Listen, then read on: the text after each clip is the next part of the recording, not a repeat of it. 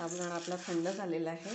त्याला स्वच्छ पाण्याने 2-3 वेळा आपल्याला धुवायचं आहे, जेणेकरून ह्याचं जे पिठूळपणा असतो तो निघून जाईल. पावडर जी असते ती असं चांगला चोळून अगदी धुवायचं आहे आपल्याला 2-3 वेळा. हे मी साबुदाणा 2-3 वेळा चांगला धुतलेला आहे स्वच्छ.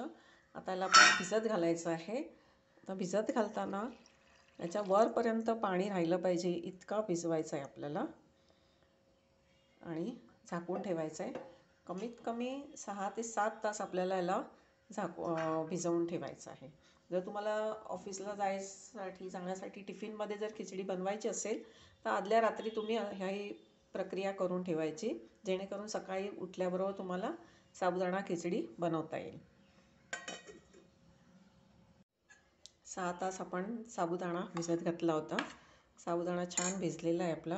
हे बघा अगदी छान भिजलेला आहे साबुदाणा.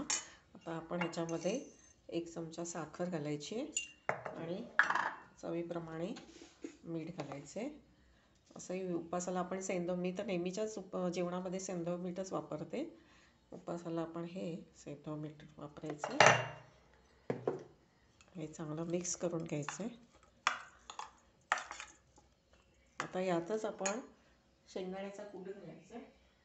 शेंगदाण्याचा कूट हा मी जवळजवळ अर्धी वाटी शेंगदाण्याचा कूट आहे तो मिक्स करणार आहे.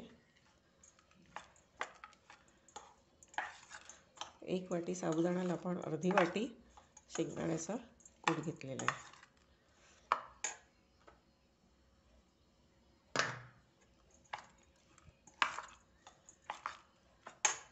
आता फोडणीसाठी मी इथे 2 मिरच्या आणि हे जिऱ्याचं मिक्सरमध्ये वाटून घेणार आहे आणि मग आपण फोडणी करायची.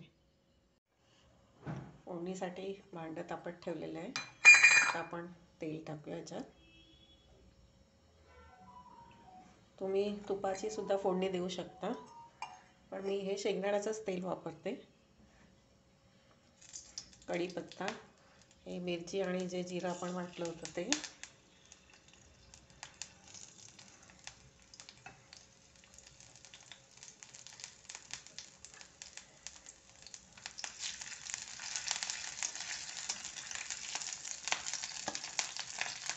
तर मी इथे एक उकडलेला बटाटा घेतलेला आहे तो त्याच्यात टाकायचा आहे.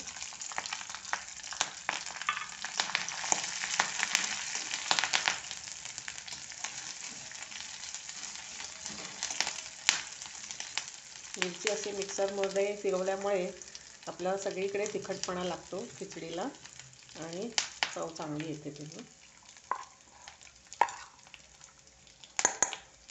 आता याच्यात आपण हे जे साबुदाणा भिजवला होता तो टाकायचा.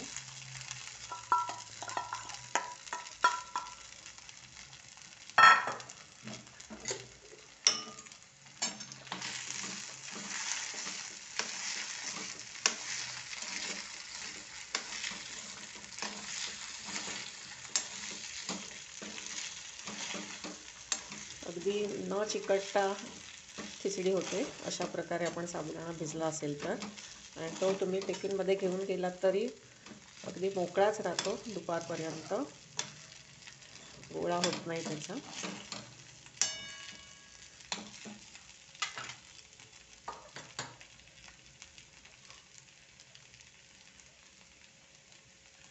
आता हे खोबऱ्याचा किस आहे तो टाकायचा आहे.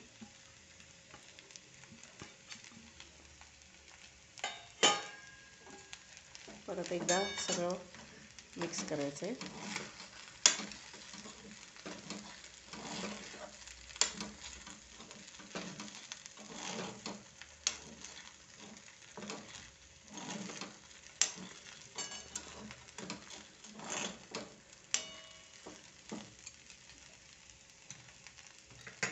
बारीक गॅस करून अगदी 2 मिनटं आपल्याला वाफ आणायची. 2 मिनटं झालेले आहेत. आपण बघूया. सगळा साबुदाणा आपला शिजलेला आहे आणि अगदी भांड्याला न चिकटता मोकळा झालेला आहे साबुदाणा. अशा प्रकारे तुम्ही खिचडी बनवून बघा. अशी मस्त सुटसुटीत होईल खिचडी तुमची. आणि असं मिरची क्रश केल्यामुळे सगळ्या साबुदाण्याला मिरची लागते, त्यामुळे छान चव येते खिचडीची. रेसिपी नक्की करून बघा आणि मला कळवा. असेच मस्त खा, स्वस्थ राहा. धन्यवाद.